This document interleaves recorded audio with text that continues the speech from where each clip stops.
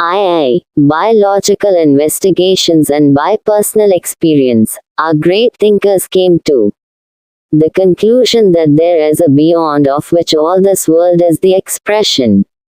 The Upanishads give us an explanation of this fundamental problem. They mention logical arguments and also experiences of men who bear witness to the reality of the Supreme. What we call the Vedas are merely the registers of the spiritual experiences of the great seer, says Vivekanand. By the Vedas no books are meant.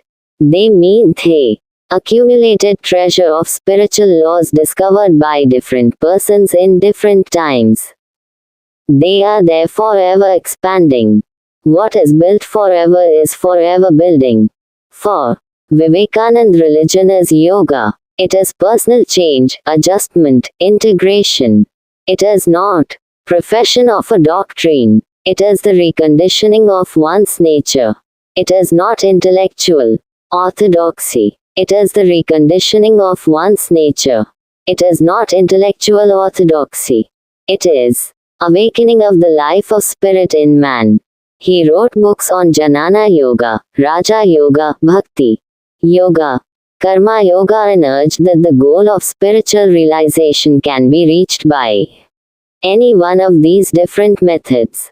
When we express the truths of spiritual life in intellectual forms, these latter are abstractions from live experience. They do not deal justly with the immensity and mystery of spiritual life. If we exalt the particular creeds over the universal truths, we tend to become intolerant. Intolerance is an expression of religious conceit and not humility. We today speak of our secular attitude. We are not secular in the sense that we are indifferent to religion. We are secular because we regard all religions as sacred. We believe in freedom of conscience. Each soul has the right to choose its own path and seek God in its own way. Secularism requires us not merely to tolerate, but to understand and love other religions, bearing in mind Sri Ramakrishna's experience. Vivekanand said, "We Hindus do not merely tolerate. We unite ourselves with every religion, praying in the mosque of the Mohammedan, worshipping before the fire of the Zoroastrian and kneeling to the cross of the Christian." In his travels abroad, Vivekanand felt miserable about the backwardness of India. In several matters, the way in which religion is confused with so much obscurantism and superstition, he protested vehemently against the abuse of religion. About our 143. Insistence on touchability and untouchability. All this was inconsistent with the great principle of our religion that the divine is in us, in all of us, operative and alive, ready to come to the surface at the first suitable opportunity. The light which lighteth every man that cometh into the world, this Antarjyoti cannot be put out.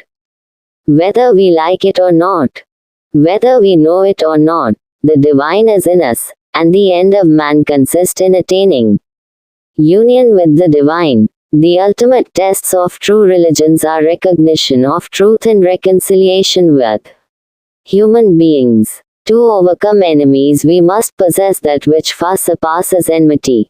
Ahimsa, or renunciation of hatred. Vivekanand raised his work to the level of worship and exhorted us to seek salvation through the service of God in man.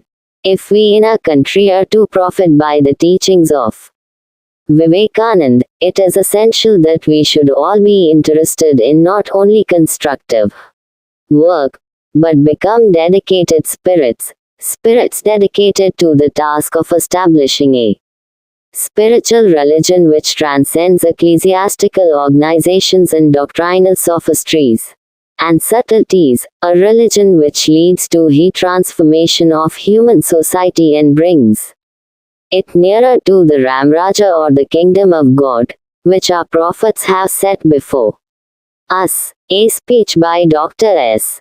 Radhakrishnan. आई तार्किक जांच और व्यक्तिगत अनुभव से हमारे महान विचारक इस निष्कर्ष पर पहुंचे कि एक परे है जिसकी अभिव्यक्ति यह सारा संसार है। उपनिषद हमें इस मूलभूत समस्या का स्पष्टीकरण देते हैं। वे तार्किक तर्कों का उल्लेख करते हैं और उन पुरुषों के अनुभवों का भी जो सर्वोच्च की वास्तविकता के साक्षी हैं। जिसे हम वेद कहते हैं वह केवल महान दृष्टा के आध्यात्मिक अनुभवों का रजिस्टर है। विवेकानंद कहते हैं, वेदों से कोई पुस्तक अभिप्रेत नहीं है। उनका अर्थ है आध्यात्मिक नियमों का संचित खजाना जिसे विभिन्न व्यक्तियों ने अलग अलग समय में खोजा है।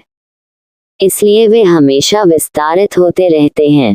जो हमेशा के लिए बनाया जाता है वह हमेशा के लिए बनता रहता है। विवेकानंद के लिए धर्म योग है। ये व्यक्तिगत परिवर्तन, समायोजन, एकीकरण है। ये किसी सिद्धांत का पेशा नहीं है। ये किसी के स्वभाव को फिर से ढालना है। ये बौद्धिक रूढ़िवादिता नहीं है। ये किसी के स्वभाव को फिर से ढालना है। ये बौद्धिक रूढ़िवादिता नहीं है। यह मनुष्य में आत्मा के जीवन का जागरण है।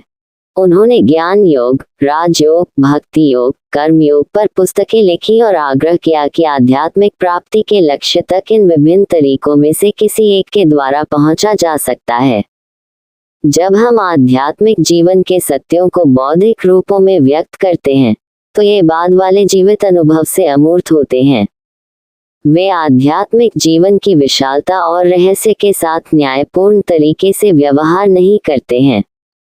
यदि हम सार्वभौमिक सत्यों पर विशेष पंथों को महत्व देते हैं तो हम असहिष्णु हो जाते हैं। असहिष्णुता धार्मिक दम्भ की अभिव्यक्ति है, न कि विनम्रता की। हम आज अपने धर्मनिरपेक्ष दृष्टिकोण की बात करते हैं। हम इस अर्थ में धर्मनिरपेक्ष नहीं है कि हम धर्म के प्रति उदासीन हैं।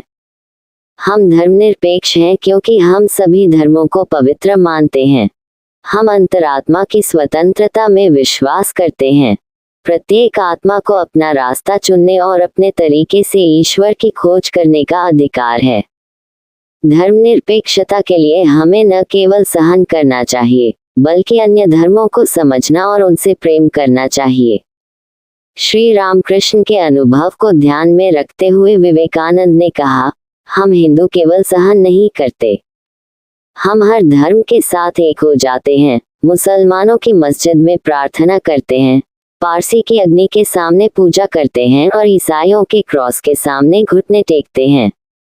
विदेश यात्राओं के दौरान विवेकानंद भारत के कई मामलों में पिछड़ेपन को लेकर दुखी थे। जिस तरह से धर्म को इतनी रूढ़िवादिता और अंधविश्वास के साथ जोड़ दिया गया है।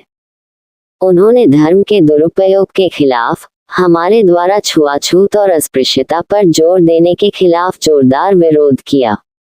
ये सब हमारे धर्म के महान सिद्धांत के साथ असंगत था कि ईश्वर हम सभी में सक्रिय और जीवित है, पहले उपयुक्त अवसर पर सतह पर आने के लिए तैयार है। वह प्रकाश जो दुनिया में आने वाले हर व्यक्ति को प्रकाशित करता है। यह अंतर ज्योति बुझ नहीं सकती। चाहे हम इसे पसंद करें या न करें, चाहे हम इसे जाने या न जाने, ईश्वर हमारे अंदर है और मनुष्य का लक्ष्य ईश्वर के साथ एकता प्राप्त करना है। सच्चे धर्मों की अंतिम परीक्षा सत्य की पहचान और मनुष्यों के साथ सामंजस्य स्थापित करना है। शत्रुओं पर विजय पाने के लिए हमें वह प्राप्त करना होगा जो शत्रुता, अहिंसा या घृणा के त्याग से कहीं बढ़कर है। विवेकानंद ने काम को पूजा के स्तर तक बढ़ाया और हमें मनुष्य में ईश्वर की सेवा के माध्यम से मोक्ष की तलाश करने के लिए प्रेरित किया।